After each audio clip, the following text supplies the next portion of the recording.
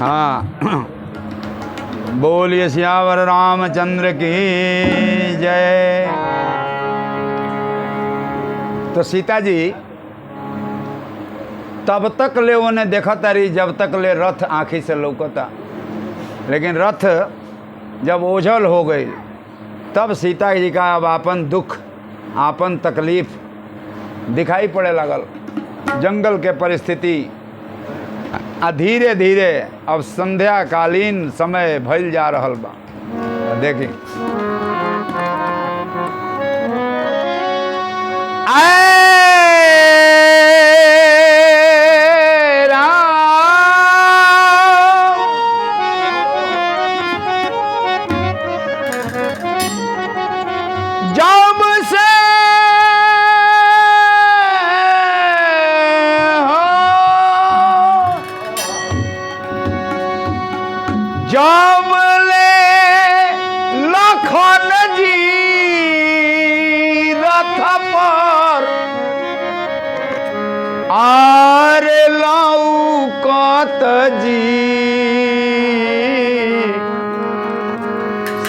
जी ताकेली चिहाई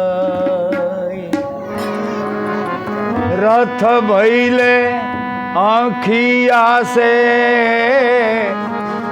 ओझल जी सिया के टूटल आस रथ भइले आँखिया से ओझल जी सिया के टूटल आस।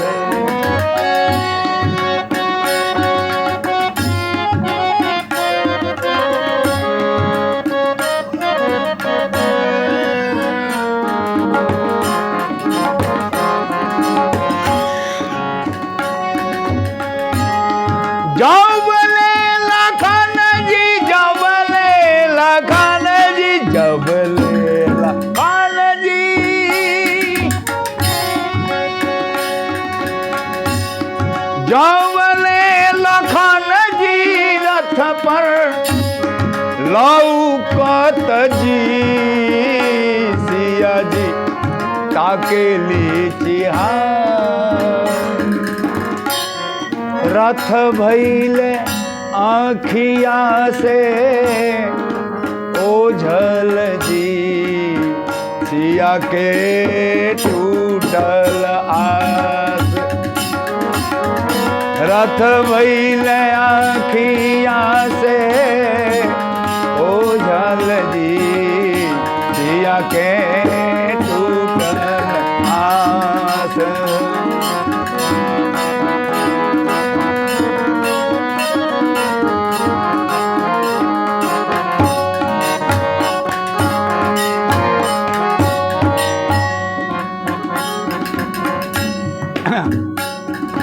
सोचा तारी महल के सुखवा तनिको नाही कहीं निजी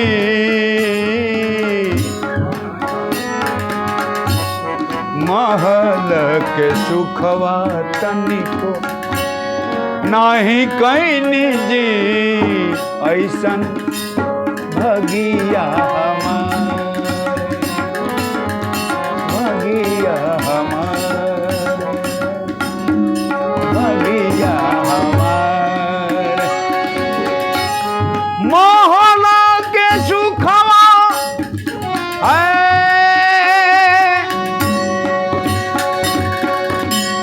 मोहला के सुखवा तनिको नाही कहीं निजी ऐसन भगिया हमार कहें आवते ससुर के अपना खा गईनी आवते ससुर के अपना खा गईनी जी स्वामी के भइल बनवास ससुर के अपना आ गई जी स्वामी के भइल वनवास।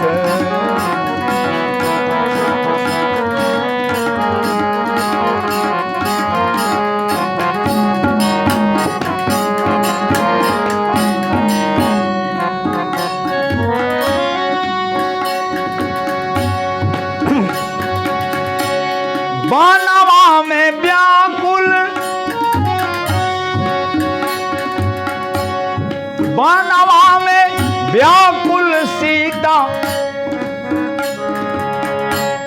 सोच तारी जी ऐसन भगिया हमार।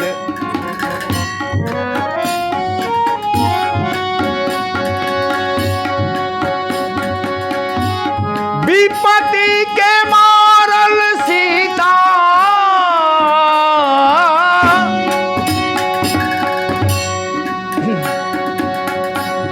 विपत्ति के मारल सीता सोच तारी जी ऐसन भगिया हमार। ध्यान दें, नारी वर्ग में सबसे कठिन समय उ दिन आवेला जहिया ओकरा लइका होखे के समय रहेला। जेकरा घरे सेवा सत्कार करे वाला के कमी रहेला तो वो अपना हितई नतई पहुनाई से भी बेटी बहन के बोलवा लेला 2-4 महीना खातिर। लेकिन सबसे बड़ा दुख के समय सीता खातिर बा कि जहिया लइका होखे के दिन आई तहिया हम का करेब आ कहाँ रहेब। सबसे बड़ा चिंता व्यक्त करतारी।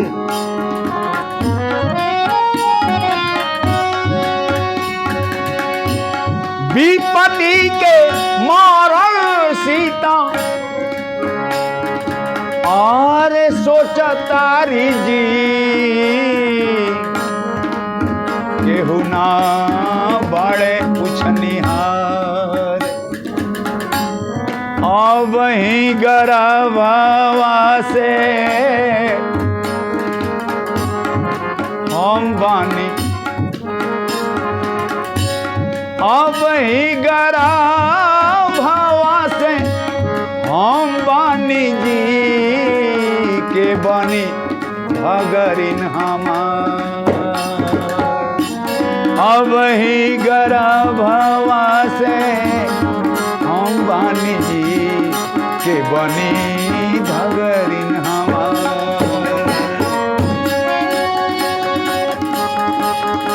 बहुत अच्छे।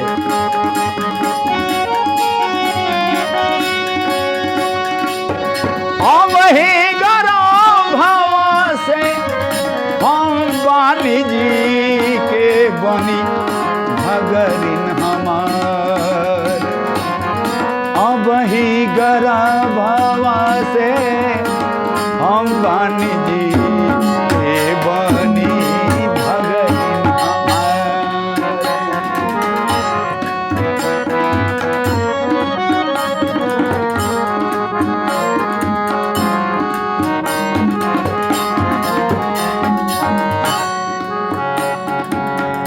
इतना रोतारी कि जंगल के पत्ता पत्ता झड़ जाता। आ सीता के विपत्ति देख करके स्वयं वन देवी प्रकट हो जाते आधी रात में।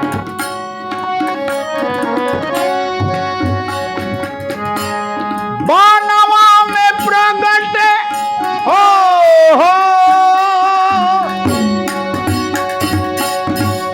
बनवा में प्रगटे बन सपतिनु जी सुना बहिना हमार। सुना बहिना हमार। विपत्ति के साथी बहिना हम होखब। विपत्ति के साथी बहिना हम होखब जी बनब भगरिंता। विपत्ति के साथ ही बहिना हम हो खबजी बहन भगरिंता।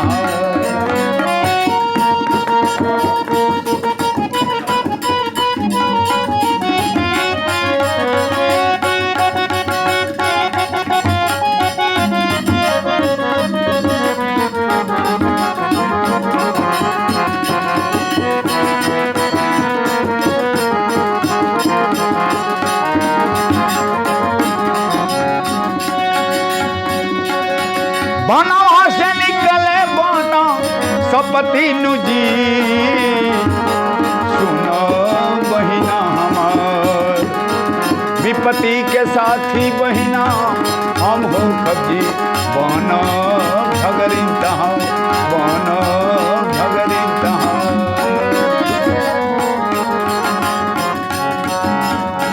लेकिन वन देवी सब संतावना देता रही, लेकिन सीता जी के हृदय मानत नहीं थे। सोचा तारी कि पति से परित्यज्य होकर के अब जीवन रखला ले अच्छा बा कि ये शरीर के प्राणांत कर दिया जाओ। तो गंगा के तीर पर जाता रही, मंदाकिनी बहता रही वही जंगल में।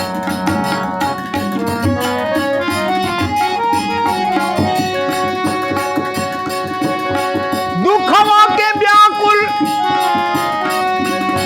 दुखवा से व्याकुल सीता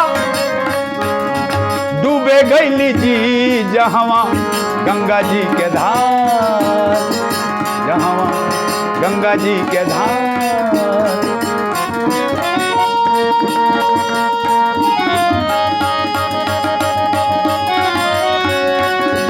दुखवा से व्याकुल सीता डूबे गईली जी जहवा गंगा जी के धार। और डुबकी लगावे के,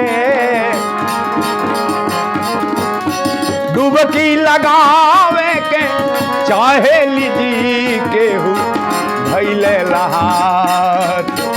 डुबकी लगावे के चाहे लीजी केहू धैले लहार, केहू धैले लहार, केहू धैले लहार। पति से परित्यज्य होकर के अब जिंदा रह के नहीं चाहत। सब वन देवी का संतोष देहला का बाद भी सीता जी सोचा तारी कि नदी में गंगा जी में डूब के प्राणांत कर दी। जा तारी डूबे। वही समय में इस सीता के करुण क्रंदन ई विलाप वाल्मीकि जी के आश्रम तक पहुँचल बा। और रात्रि में वाल्मीकि जी एगो प्रकाश लेकर के आ एगो लाठी लेकर के आवाज़ के पीछा कैले बड़े, जने से स्त्री के रोला के आवाज़ आवता।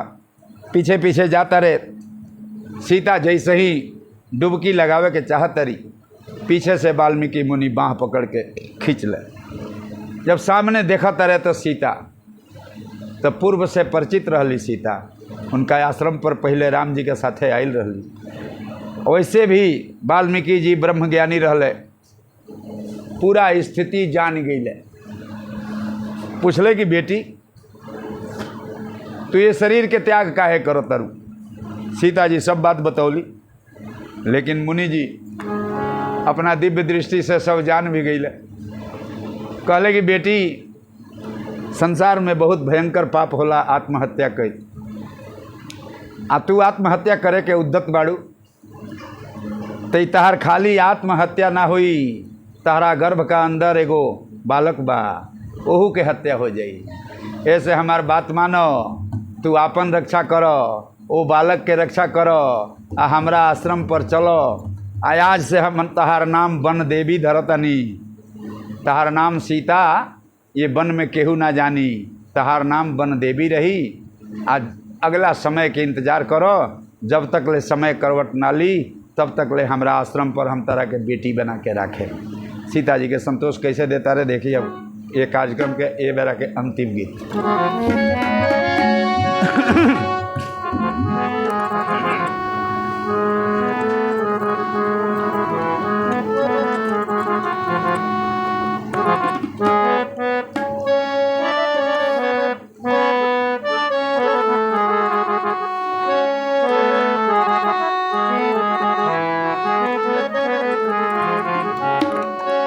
सीता व्याकुल हो के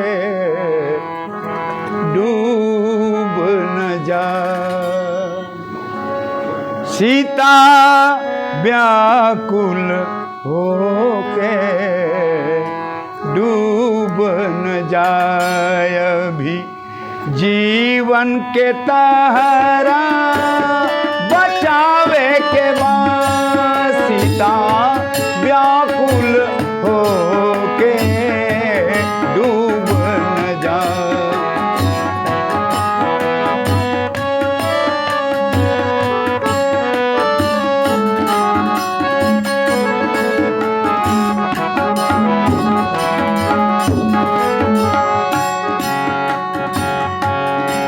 अभी जीवन के तहरा बचावे के बाद। सिया व्याकुल हो के डूब न जाय भी जीवन के तहरा बचावे के बाद। सिया व्याकुल हो के डूब न जाय।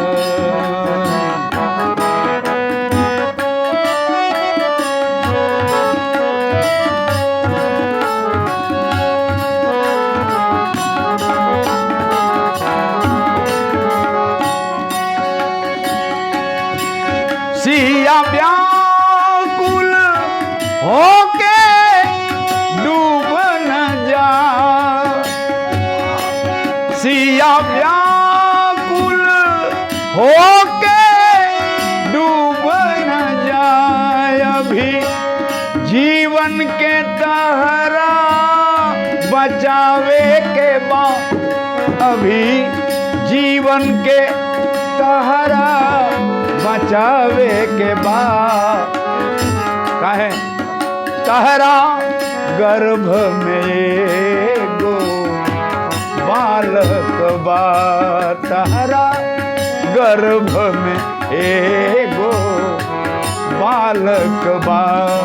ओही बालक के कैसहू जियावे के बाद। तहरा गर्भ में एगो बालक बा। ओही बालक के कैसहू जियावे के बाद।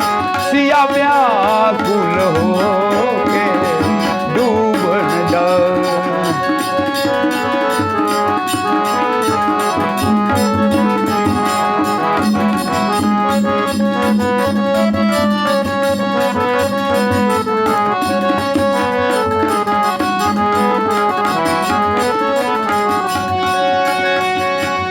वही बालक के सीता पढ़ा लिखा के खूब सुजोग्य बनावे के बाद।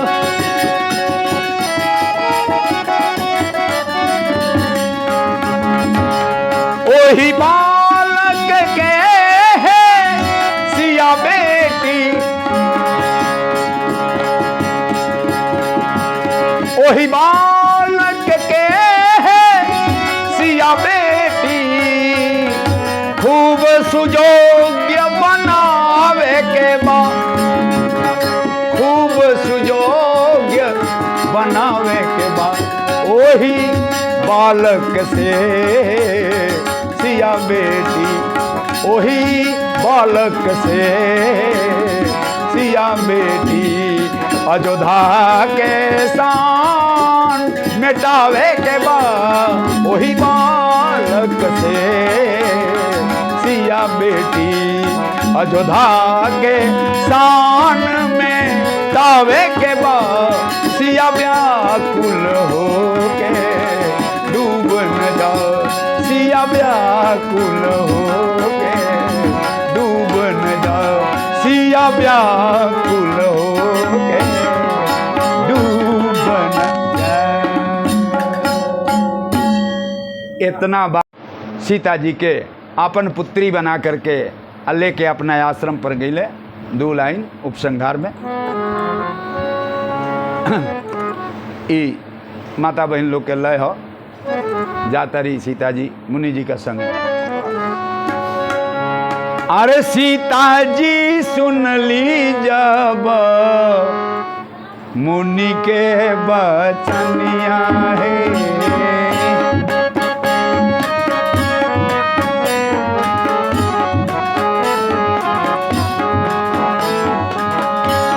सिया जी सुन ली जब मुनि के बचनवा है, धीरज धैली सीता, धीरज धैली सीता, माता अपना मनवा है, धीरज धैली सीता, मैया अपना मनवा है।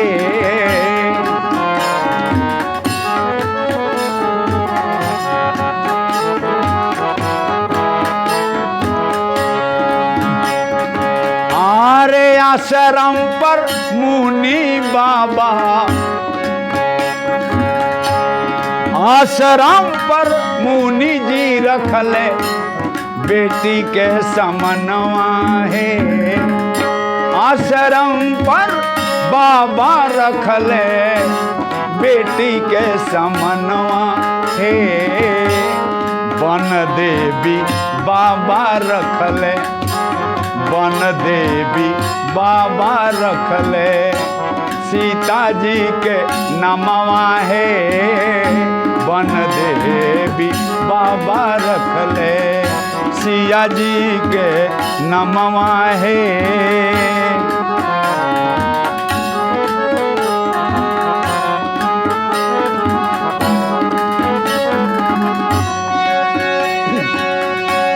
फूलवा में पानी देवे के सीता जी कहली कि हे ऋषिवर, हम छत्राणी हमी आ ऋषि के यहाँ रहे, अब बिना कुछ कर्म कैले हम भोजन कैसे कर सकतनी, ऐसे भोजन कैला के एवज में हमरा के कोनो काम दियाओ कि हम कोनो सेवा करी आ तब हम भोजन करी। मुनि जी कहले कि बस तहार सेवा ही है बाजे, ए आश्रम पर जितना फूल बा उसमें जल डाल दिया।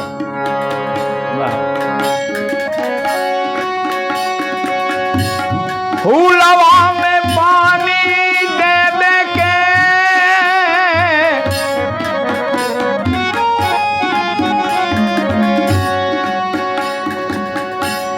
फूलवा में पानी देवे के सीता का मिलल कमवा है, फूलवा में पानी देवे के सीता का मिलल कमवा है। आश्रम पर बीते लगले सिया जी के दिनवा है, आश्रम पर बीते लगले सीता जी के दिनवा है, आश्रम पर बीते लगले सिया जी के दिनवा है, आश्रम पर बीते लगले सीता जी के दिनवा है, आश्रम